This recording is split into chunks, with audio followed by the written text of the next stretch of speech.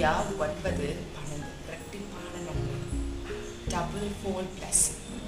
கர்த்தர் சொல்றார், நான் உனக்கு இரட்டிப்பான நன்மை தருவேன். ஆண்டவருடைய குணம் எப்படின்னா, தம்முடைய பிள்ளைகளை அவர் ஆசீர்வதிக்க விரும்புகிற பிள்ளைகளா இருக்கிறார்.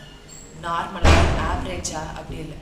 ஆண்டவர் ஒரு விஷயத்த ஒரு மனுஷனுக்கு செய்யும் பொழுது பெஸ்டானது தான் கொடுப்பார். பெஸ்ட் எப்பவுமே குறைவானது இல்லை மற்றவர்களுக்கு ஒரு மாதிரி இன்னொருத்தவங்களுக்கு அப்படி இல்லை.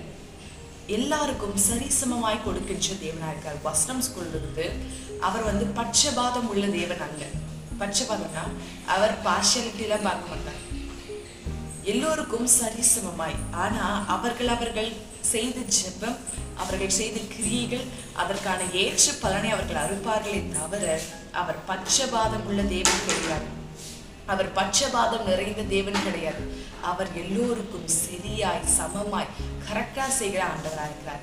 அவர் சொல்கிறார், அவர் உங்களுக்கு இரட்டிப்பான நன்மை தரப்போகிறார். நீங்கள் காத்து கொண்டிருங்கள். இந்த வார்த்தையை உங்களுக்கு கர்த்தர் கொடுக்கிற வாக்குத்தத்தமா நினைத்து அதை அறிக்கை செய்து அதை ஜெபியுங்கள். இரட்டிப்பான நன்மை, இரட்டிப்பான காரியம், அதை கட்டாயம் கர்த்தர் உங்க வாழ்க்கையில கொடுக்க போகிறார். கட்டாயம் அதை நீங்க சுதந்திரிக்க போகிறீங்க. கட்டாயம் அந்த மேன்மை நீங்க பார்க்க போகிறீங்க.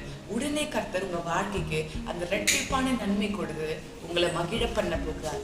இந்நாள் வரையும் இருந்த கடந்த காலங்கள், இந்நாள் வரையும் இருந்த சோர்வுகள், குறைகள், அழுத்தங்கள், இந்நாள் வரையும் கடந்து வந்த குறைவற்ற பாதைகள், அதெல்லாம் கர்த்தர் நிறைவாக்க போகிறார்.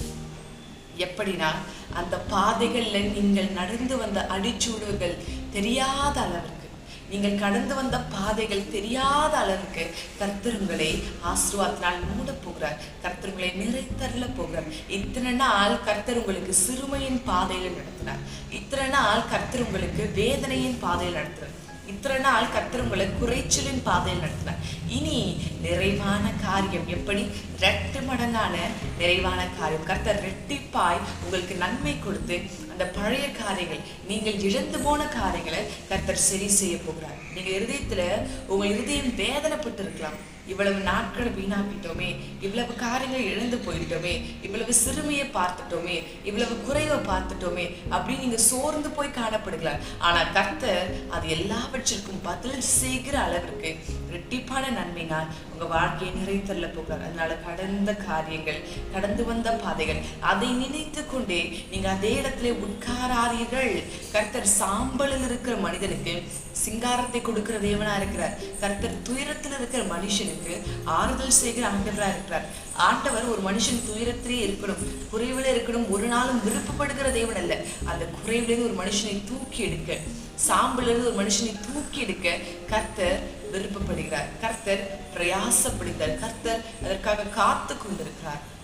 அதனால சோர்ந்து போகாம இந்த வாக்குத்தத்தை பிடித்து கொண்டு நீங்கள் காத்திருங்க. கர்த்தர் கட்டாயம் செய்வார்.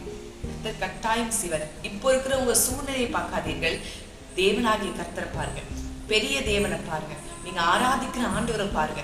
அவர் பெரியவர், உங்களுக்காக சகலவற்றையும் சர்வத்தையும் செய்ய போதுமான ஆண்டவரா இருக்கிறார். அதனால சோர்ந்து போகாம விடாமல் உறுதியாய் அவரை பற்றி பிடிங்கள்.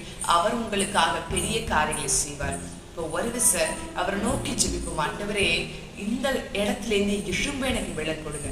நான் எழும்பி காரியத்தை சுதந்திரத்துக் கொள்ளட்டும். நான் எழும்பி நான் காரியத்தை பெற்றுக் கொள்ளட்டும். நான் எழும்பி இந்த ரெட்டிப்பான நன்மையை அடைந்து கொள்ளட்டும். அதற்கு எனக்கு பலனும் சத்துவத்தை கொடுங்கன்னு சொல்லிட்டு ஒரு விஷயம் நம்ம எல்லாரும் அவரை நோக்கி ஜெபிப்போம். மகிமையானவரே உமக்கு ஸ்தோத்திரம், மாறாதவரே உமக்கு ஸ்தோத்திரம், இம்மானுவேலரே உமக்கு ஸ்தோத்திரம், சகலவற்றையும் செய்கிற தேவனே உமக்கு ஸ்தோத்திரம், உடைய பிள்ளைகளை ஆசீர்வதிக்கிற தேவனே உமக்கு ஸ்தோத்திரம், பிள்ளைகளுக்கு மேன்மையை கொடுக்கின்ற தேவனே உமக்கு ஸ்தோத்திரம், உயர்வை கொடுக்கின்ற தேவனே உமக்கு ஸ்தோத்திரம், சத்துவத்தை பெருக பண்ணுகிற தேவனே உமக்கு ஸ்தோத்திரம், சத்துவத்தினால் நிறைத்தருளுகிற தேவனே உமக்கு ஸ்தோத்திரம், அபிஷேக நாதனே உமக்கு ஸ்தோத்திரம், ஆளுகை நிறைந்தவரே உமக்கு ஸ்தோத்திரம். ஐயா ஐயா, உடைய கரம் இருக்கட்டும், உடைய ஆளுகை இருக்கட்டும், உடைய அபிஷேகம் இருக்கட்டும். மகிமையினால் நீ நிறைத்தருள போறவன் போறமைக்காக உமக்கு கோடான கொடி ஸ்தோத்திரம் ஆண்டவரே.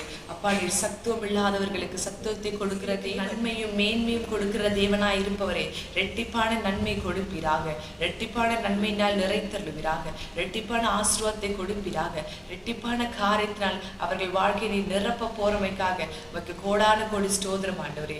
ரெட்டிப்பான நன்மை கொடுங்க, ரெட்டிப்பான ஆசீர்வாதத்தை கொடுங்க. இயேசுவின் நாமத்தாலே ரெட்டிப்பான ஆசீர்வாதம் ஒவ்வொரு பிள்ளைகளையும் வந்து சேருவதாக. இயேசுவின் நாமத்தாலே ரெட்டிப்பான நன்மை ஒவ்வொருவரையும் வந்து சேருவதாக. இயேசுவின் நாமத்தாலே ரெட்டிப்பான காரியத்தை கொடுப்பீராக.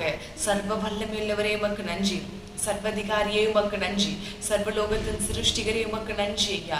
ரெட்டிப்பான நன்மையினால் நிறைத்தருளுங்க, ஆசீர்வாதத்தை கொடுங்க, மேன்மை கொடுங்க, ரெட்டிப்பான காரியத்தினால் ஆசீர்வதிங்க ஆண்டவரே.